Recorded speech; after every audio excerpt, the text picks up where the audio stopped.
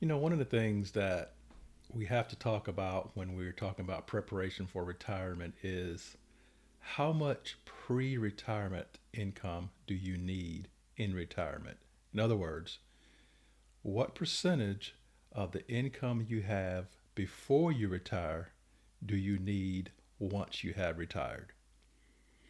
So, one of the numbers that's been out there for many, many years, two numbers, is 70 or 80%. So if you made $100,000 a year, you need $70,000 once you get into retirement to maintain your same standard of living, or $80,000 to maintain your standard of living that you had before you retired.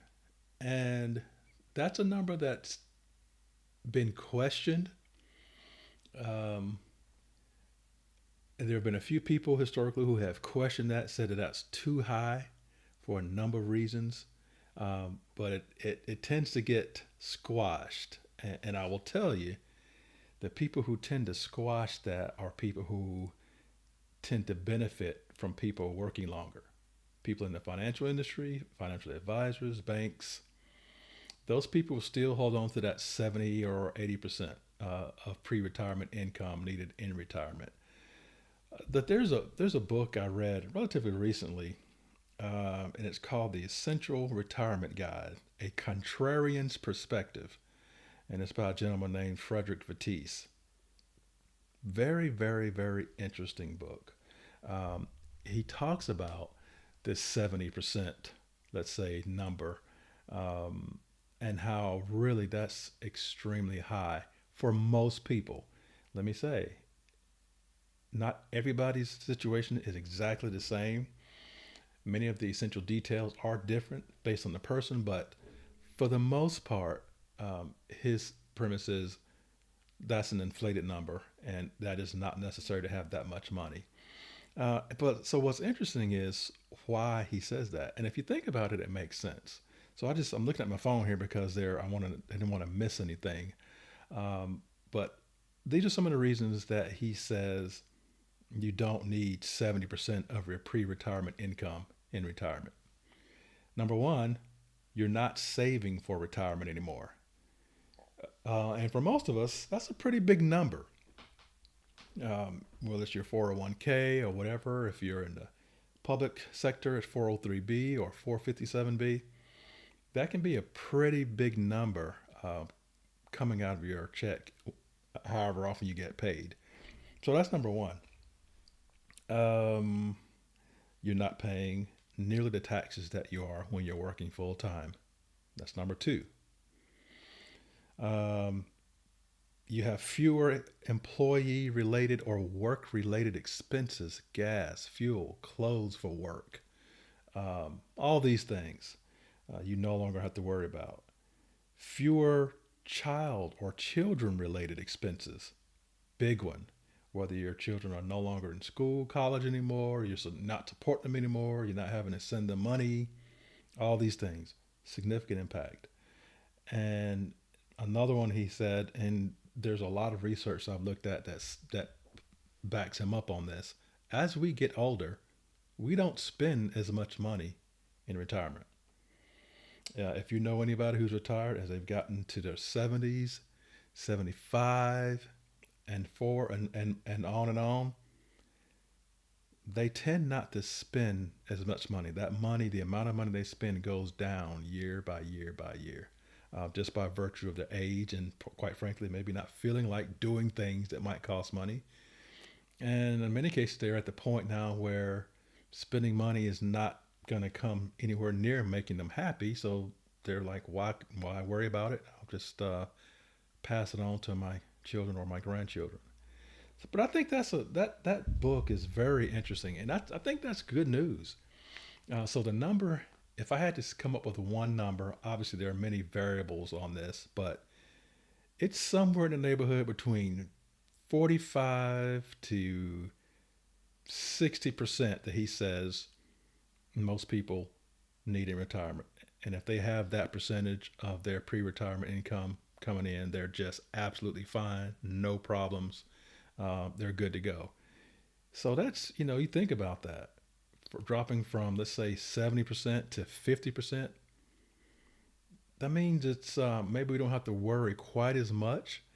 We still need to be diligent and be wise, not be lazy, but that is something I think that could make us feel a little bit better about where we are. The key thing that too few people talk about is you don't know what the number is until you know what your expenses are going to be.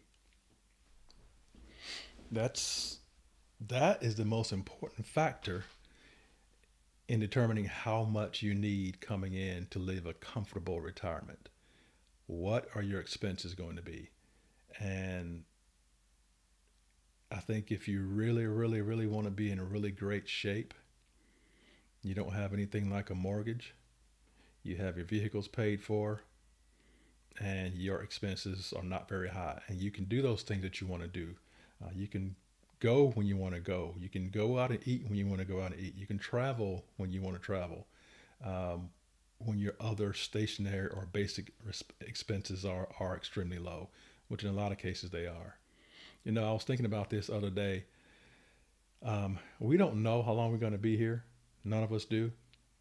And there is a tendency to say, YOLO, we only live once. You got to live while you can. This is the life to do it in, da da da da da. And quite frankly, there's some truth to that. But as in everything else, there's also a necessary balance to that because you can have, you can live for now. Don't worry about saving for retirement and spend all your money any way you want to spend it right now. Have a great time. Have all those wonderful Facebook pictures to impress people. Um, but if you live long enough, you may regret that day. We don't know. On the other hand, you can live below your means now, still enjoy yourself. I'm not saying deprive yourself of everything that's enjoyable, but certainly live below your means now. And if that person lives long, 80, 85, 90 years old, like my mom is 90 years old right now, um, they'll be very happy that they uh, saved some money, lived below their means, didn't get everything that they thought about purchasing, especially big ticket items, and now they can live an amazing uh, rest of their life after they're done working because they made those decisions early on. So we have to make those decisions for ourselves. Each of us do.